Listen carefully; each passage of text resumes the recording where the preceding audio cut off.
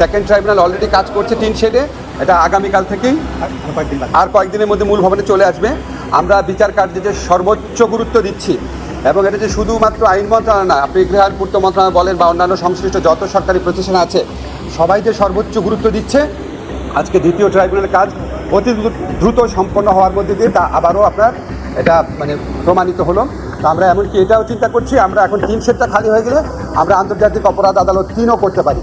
যদি আমরা 3 করতে পারি তাহলে আমরা অন্যান্য যে আন্তর্জাতিক অপরাধ আছে, যেমন গুম বা অন্য ধরনের যে আন্তর্জাতিক অপরাধ, সেই সমস্ত অপরাধের বিচার কার্য দ্রুততর করতে পারি। আমরা শুধু একটু বলে আমি শেষ করছি যে আমাদের টিম, আমাদের তদন্ত টিম আছে, আমাদের প্রসিকিউশন টিম আছে, আমাদের বিচারকরা আছে, ওনারা রাউন্ড দ্য ক্লক কাজ করছেন, প্রচণ্ড আপনার ডেডিকেশন পরিশ্রম নিয়ে কাজ করছেন।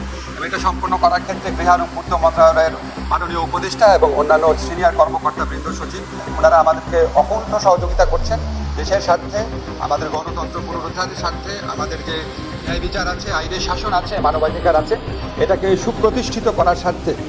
আমাদের যে জুলাই গণ অভ্যুত্থানকালে যে আমাদের 1000-এরও বেশি ছাত্র জনতাকে হত্যা করা হয়েছে এবং হাজার হাজার মানুষকে পার্মানেন্টলি পঙ্গু করা হয়েছে, এই ভয়াবহ মানবতা বিরোধী অপরাধের বিচার অপরিহার্য, অনিবার্য।